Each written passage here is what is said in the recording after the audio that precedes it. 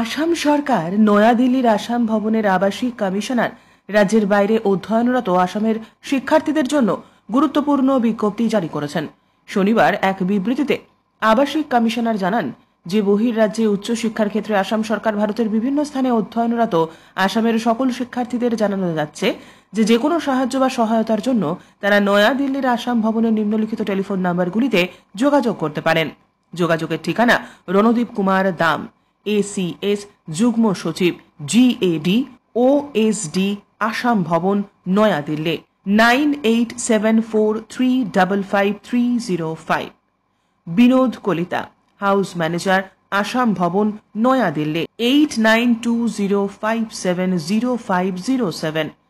জরুরি ছাত্র helpline number 01123010298 এবং 26877111 নাম্বারে।